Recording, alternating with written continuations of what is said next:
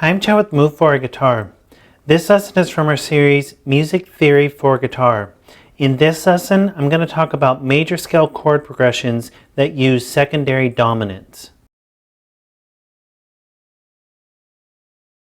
First off, if you like the diagrams for everything in this series, including the diagrams for this lesson, you can download our free e-guide, Music Theory for Guitar. And this e-guide will be something that you can study and use as a reference for years to come. And like I said, it's free, so there's no reason not to just go download it. This is part 4.17 from our series Music Theory for Guitar. If you'd like to go back and start at the beginning, you can click the link on the screen. So in the last lesson, I talked about chord progressions that borrowed chords from parallel keys. So the progressions weren't diatonic to one major scale key. In this lesson, I'm going to continue along the same concept of chord progressions that aren't diatonic to one key using something called secondary dominants. And this subject can get really deep, especially if you move into jazz. And I'll have other lessons that dive into jazz theory, but in this lesson, I want to keep it really simple and show you how you can use secondary dominants to add more interest to basic chord progression. So even if you're writing just a more popular type song chord progression or a folk type song or anything, you can use these and add a lot of interest into your playing, into your songs. Also, if you learn other people's songs, play a lot of songs, it's something you'll end up coming across a lot because it is used fairly often, even in more popular music. So here's the harmonized major scale with sevenths in the key of C, as you can see. And I'm just starting using seventh chords, but this applies to just regular chords as well, or other chords that we were using. The reason I'm starting with sevenths is because I want to talk about the dominant seventh. That's going to be really important for what we're talking about in this lesson. So whenever you play a 5 chord, it really sounds like it wants to go back to the 1 chord. So if you just played a G7 in the key of C, it would sound like it wants to go to the C major 7 or just a C major or something that's a C major as a 1 chord to rest. So a G7 to a C major 7 or some sort of C major chord really sounds like it wants to rest there. So this has a really strong pull going from the 5 chord, a G7 in the key of C, to a 1 chord, a C major chord in the key of C. And if you play that on your guitar, you'll really be able to hear it, that if you play the G7 by itself, it doesn't really sound like it wants to rest there. It sounds like it wants to move. And this is the place that it really wants to move. It doesn't have to all the time. It's just that's its strongest pull, wanting to go back to the 1 chord. And the reason that's important for this lesson is because we're going to talk about other dominant 7th chords, how we can use other dominant 7th chords that aren't part of the diatonic scale, meaning you're not going to find them in the C major scale. Because the C major scale, if you harmonize it with 7ths, you end up with a G7 as the 5 chord. You only end up with one dominant 7th chord, no matter what key you're in. If you're in the key of A, you would end up with an E7. That's the only place you'd end up with the dominant 7th chord. But now we're going to use other dominant 7th chords, and we're going to stay in the key of C just to keep it simple. We're going to use other dominant 7th chords and show you how we can put those in here.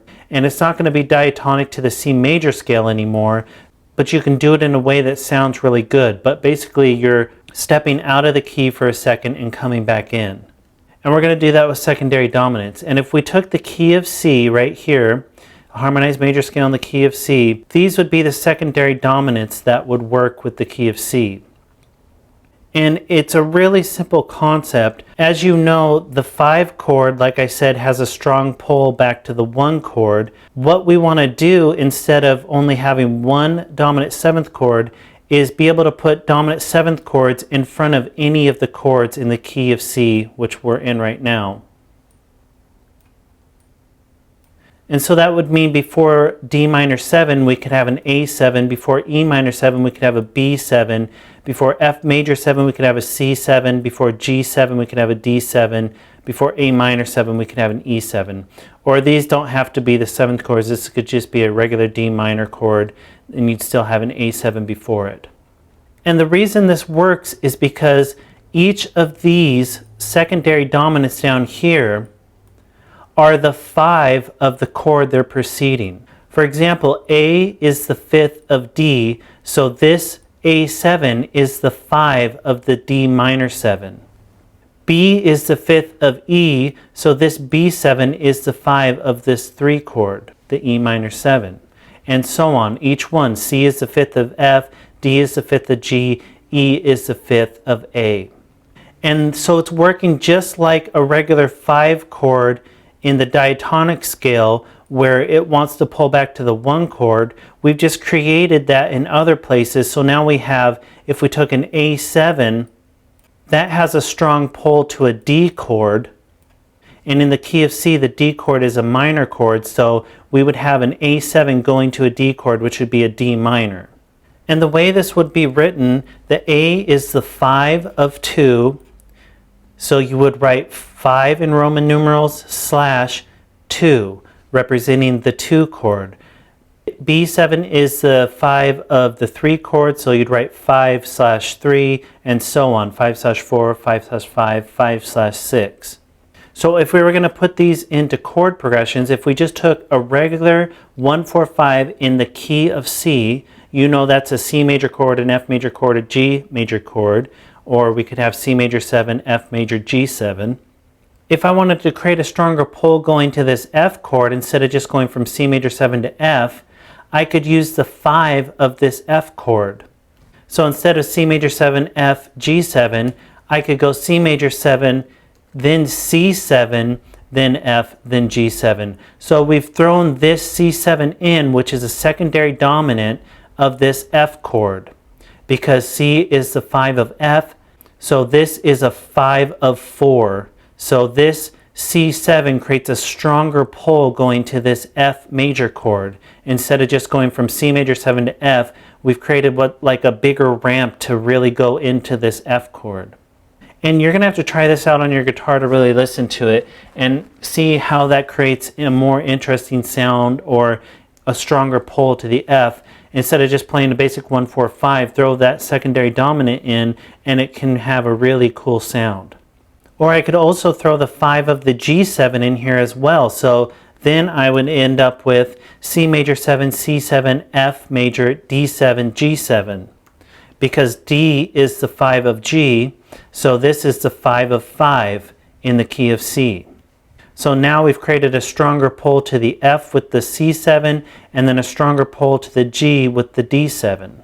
Or I could take another chord progression. If I took a 1, 6, 2, 5, another just really common chord progression, I could throw secondary dominants between all the chords. So instead of C major, A minor, D minor, G in the key of C, I would end up with C major, E7, A minor, A7, D minor, D7, G, G7.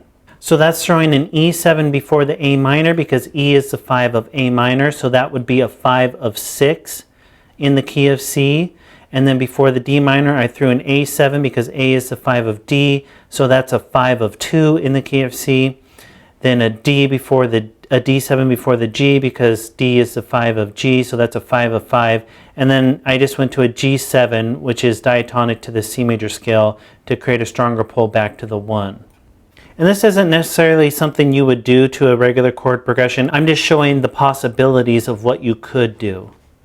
And if you wanted to do something really simple, if you look at this chord progression, if we're in the key of C, you can see right away that B7 is not part of the key of C if you've memorized the charts that I've given you through these lessons, because in the key of C, a B would be B diminished. It's the 7 chord.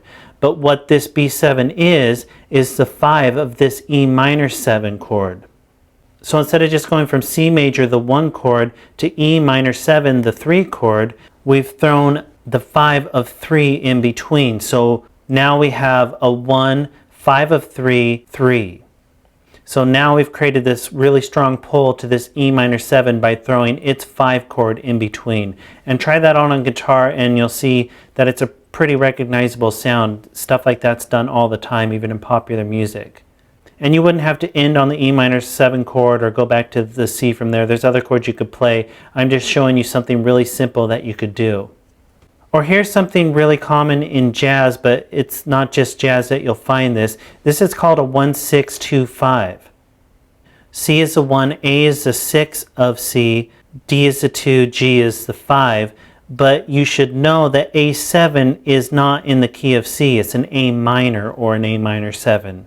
So the 6 in the key of C is actually a minor chord, not a dominant 7 chord or a major chord. So what's happening here in this, what was called in jazz a 1-6-2-5, you actually have, if you're looking at this just in basic music theory, if you were looking at this as like a more popular chord progression, it would actually be a 1, 5 of 2, 2, 5. Because A is the 5 of D, so A7 is the 5 of the 2 chord in the key of C. And if you try that out on guitar, it should be a fairly recognizable sound because it's so common in jazz, but like I said, not just in jazz. And I should mention that you don't have a secondary dominant to the 7 chord in the major scale keys because the 7 chord is a diminished chord and that doesn't have a strong pull. When you hit a diminished chord, it doesn't sound like it's resting, so that doesn't work. And you don't have one to the 1 chord because it's just diatonic. The 5 chord is already in the diatonic scale. So you don't have a secondary dominant of G7 to C major 7 because that's already there. It's already the 5 chord. And this doesn't just apply to the major scale keys as well. You could do it for the minor scale keys just the same. And again, you don't have one for the diminished chord, which in a minor scale key is the 2 chord instead of the 7. So that's how you can take any chord progression and use secondary dominants to create more interest in the chord progression. And like I said, this can get pretty deep if you want to dive into jazz, but even with just regular chord progressions, even popular music, folk music, anything, you can use this as well. And it's especially common in more like R&B styles too. You'll hear that often. So just try it out, see if you like the sound, see if you can come up with chord progressions using them. And then again, you have another way to take a chord progression and not just stay diatonic to one key. You can use chords outside of the key, which creates more interest in the chord progression. Not that staying in one key is bad. That's done all the time and sounds really good. But if you want to create something that has a little more interest or movement that you can't create just staying in one key, this is another way you can do that. So go ahead and move on to the next lesson where I'm going to talk about basic blues progressions. And be sure to download the eGuide. All these diagrams are in there. And be sure to subscribe because we add at least one new lesson every day.